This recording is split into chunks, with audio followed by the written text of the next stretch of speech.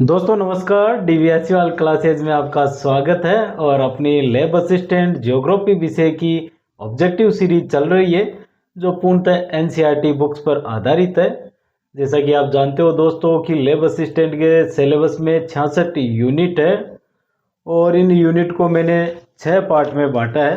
जैसा कि मैं आपको बताना चाहूँगा कि पहली ही यूनिट भौतिक भूगोल पहला पार्ट, और सेकंड पार्ट भारत का भूगोल, थर्ड पार्ट प्रायोगिक भूगोल, और चौथा पार्ट जो मानव भूगोल, पांचवा है जो आर्थिक भूगोल, और छठा राजस्थान का भूगोल।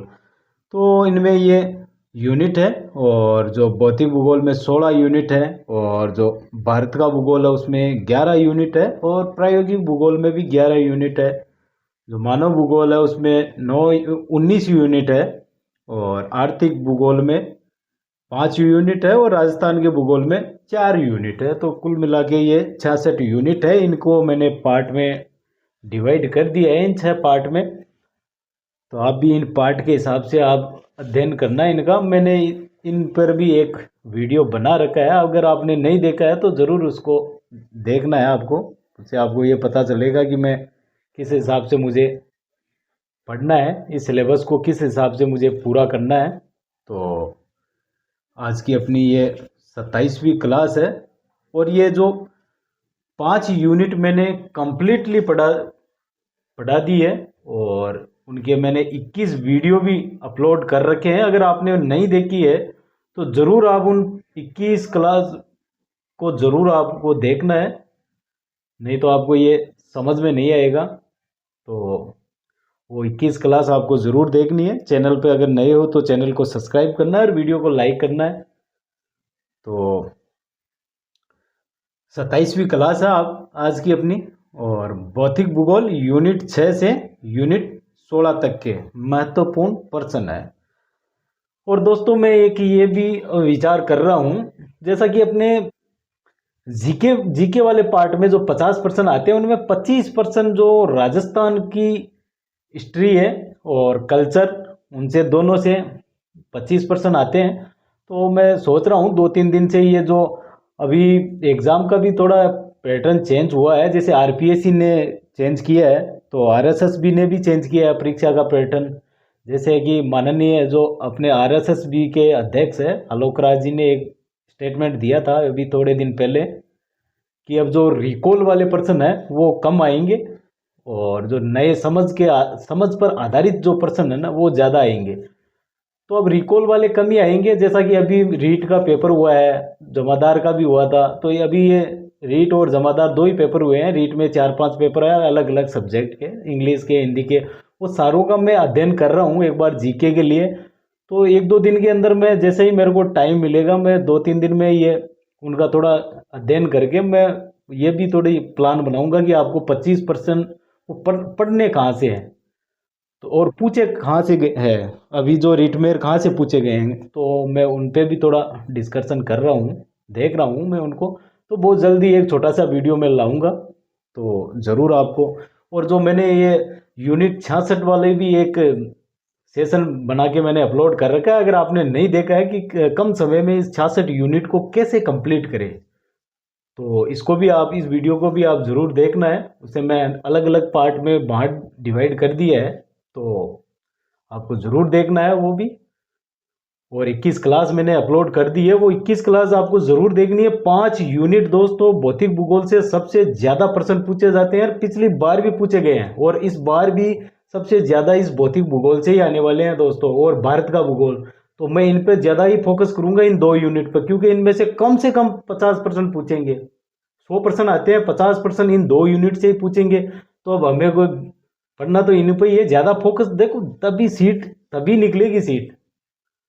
तो करते हैं आज की क्लास एक मोटिवेशनल स्पीच के साथ। तो मैं आपको भी मुझे मोटिवेट करने के लिए एक लाइक ज़रूर करना है, और कमेंट भी ज़रूर करें। और ये भी आप मुझे कमेंट में ये भी ज़रूर लिख के भेजिए कि मैं कौन से आप ज़िले से देख रहे हो, तो वो भी अपने ज़िले का नाम भी आपको कमेंट बॉक्स में ज़रूर लिख के भेजना है, ताकि मुझे भी पता चले आप कहाँ से देख रहे हो। तो करते हैं एक मोटिवेशनल स्पीच के साथ कि रुकावटें रास्ते में बहुत आएगी, रुकावटें रास्ते में बहुत आएगी, डर भी लगेगा और निराशा भी होगी, लेकिन यही जीवन का रास्ता है। सच में कुछ बनना है तो हिम्मत दिखानी होगी। तो सच में कुछ बनना है तो हिम्मत दिखानी होगी। दोस्तों, आज यूपीएससी का एक रिजल्ट आया है और शानदार वाले यूपीएससी में आज न जाने कितनों का आज सिलेक्शन हुआ है। बहुत ही आज अपने राजस्थान से फर्स्ट रैंक आई है, तो बड़ा आज गर्वान्वित महसूस कर रहा हूँ कि अपने राजस्थान से एक फर्स्ट रैंक, वो भी यूपीएससी में। तो ये हम बधाई के पात्र है। तो हमारे राजस्थान वाले भी आजकल पढ़ रहे हैं। तो यूपीएससी का रिजल्ट है और हमें तो ये लैब असिस्टेंट ज्योग्राफी विषय का है, वो फर्स्ट रैंक लानी है। बस उसमें से फर्स्ट रैंक लानी है हमें। तो करते हैं आज की क्लास की शुरुआत। और आज की क्लास का पर्सन है 70 और 69% मैंने पिछली क्लास में करवा दिया है। और आज का प्रश्न संख्या है 70 को निम्न में से उष्ण कटिबंधीय चक्रवातों की उत्पत्ति की आदर्श दशाएं कौन सी है। बहुत ही बढ़िया प्रश्न है दोस्तों ये। तो ऑप्शन ए में वृहद समुद्री सतह जहां तापमान 27 डिग्री सेल्सियस से अधिक हो, और ऑप्शन बी में कोरियोलिस बल का होना, और ऑप्शन सी में ऊर्ध्वाधर पवनों की गति में अंतर कम होना, और ऑप्शन डी में कमजोर निम्न दाब क्षेत्र या निम्न स्तर का चक्रवातीय परिसंचरण का होना। तो चारों ऑप्शन सही है और डी ऑप्शन इसका सही है। ऑप्शन डी इसका सही है। अगला प्रश्न संख्या 71, निम्नलिखित में से वह प्रक्रिया कौन सी है जिसके द्वारा जल द्रव से गैस में बदल जाता है। तो ऑप्शन ए में संघनन, ऑप्शन बी में वाष्पीकरण, और ऑप्शन सी में वाष्पोत्सर्जन, और ऑप्शन डी में अवक्षेपण। तो ऑप्शन बी इसका सही है, वाष्पीकरण से। अगला प्रश्न और प्रश्न संख्या 72, निम्न में से उत्पत्ति के आधार पर वर्षा का प्रकार नहीं है। तो ऑप्शन ए में सवनीय वर्षा, और ऑप्शन बी में पर्वतीय वर्षा, और ऑप्शन सी में चक्रवातीय या फ्रैटल वर्षा। तो ऑप्शन डी में वर्षण। तो ऑप्शन डी इसका सही है, वर्षण वर्षा का प्रकार नहीं है। बहुत ही अच्छा प्रश्न है दोस्तों ये भी। अगला प्रश्न और प्रश्न संख्या 73, उष्ण कटिबंधीय घास के मैदान निम्न में से किस नाम से जाने जाते हैं। तो ऑप्शन ए में स्टेफी, ऑप्शन बी में सवाना, और ऑप्शन सी में फेरी, और ऑप्शन डी में इनमें से कोई नहीं। तो ऑप्शन बी इसका सही है, सवाना। ये फर्स्ट ग्रेड में पूछे जाते हैं ये प्रश्न, सवाना, ये घास के मैदान वाले। अगला प्रश्न और प्रश्न संख्या 74, निम्न में से पारितंत्र में जैविक कारकों में कौन सम्मिलित है। तो ऑप्शन ए में उत्पादक, ऑप्शन बी में उपभोक्ता, और ऑप्शन सी में अपघटक, और ऑप्शन डी में ये सभी। तो ये सभी तीनों को ही जैविक कारकों में शामिल किया जाता है। ये जो खाद्य श्रृंखला वाली यूनिट है उनसे है ये। अगला प्रश्न और प्रश्न संख्या 75, निम्नलिखित में से पारिस्थितिक कि तंत्र की खाद्य श्रृंखला का सही क्रम कौन सा है। बहुत बार पूछा गया है ये खाद्य श्रृंखला का सही क्रम। तो ऑप्शन ए में हरे पौधे और शाकाहारी, फिर आगे मांसाहारी, फिर अपघटक, यानी हरे पौधों को शाकाहारी खाते हैं, शाकाहारी को मांसाहारी, मांसाहारी को फिर अपघटक के द्वारा उसका।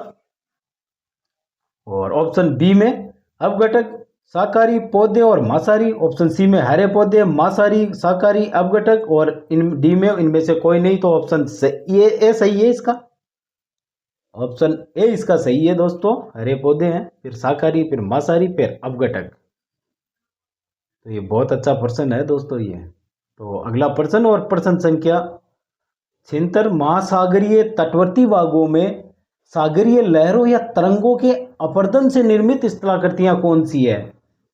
तो मैं इन स्थलाकृतियों में से भी, जैसे पवन निर्मित है, नदी निर्मित है, और जो हिमानी निर्मित है, तरंग लहरों, जो सागरीय लहरों या तरंगों के द्वारा, तो इन सबसे एक एक प्रश्न में रोज 1-2 प्रश्न ले रहा हूँ।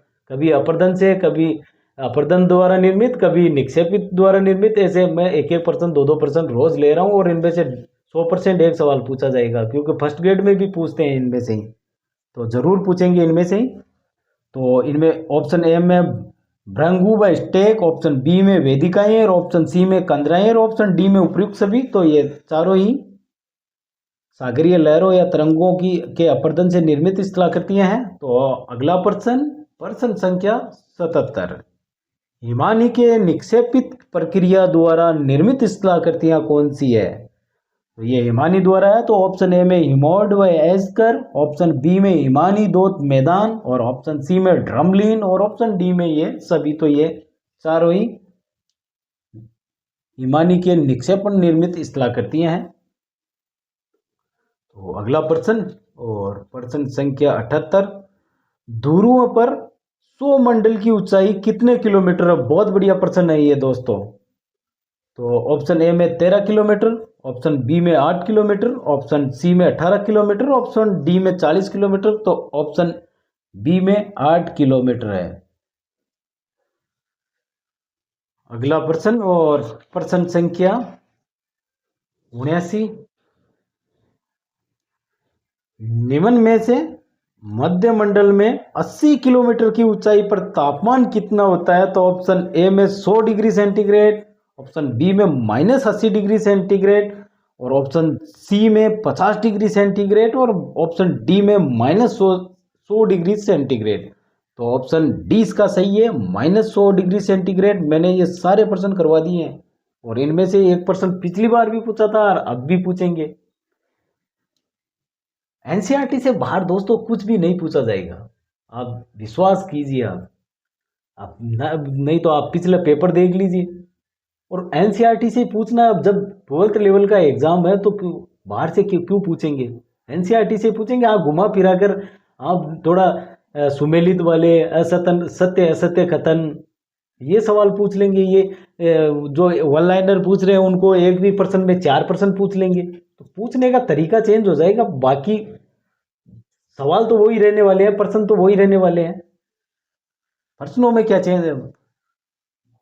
तो अगला प्रश्न संख्या 80, निम्न में से एल्बिडो से तात्पर्य है? ऑप्शन ए में हिमानी निर्मित स्थलाकृति, और ऑप्शन बी में सौर विकिरण की परावर्तित मात्रा, और ऑप्शन सी में ए बी दोनों, और ऑप्शन डी इनमें से कोई नहीं।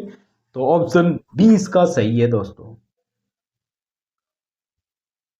अगला प्रश्न और प्रश्न संख्या 81, मानव के लिए वायुमंडल का सबसे महत्वपूर्ण घटक निम्नलिखित में से कौन सा है? तो ऑप्शन ए में जलवाष्प, ऑप्शन बी में ऑक्सीजन, ऑप्शन सी में नाइट्रोजन, और ऑप्शन डी में धूलकण। तो ऑप्शन बी इसका सही है, ऑक्सीजन है।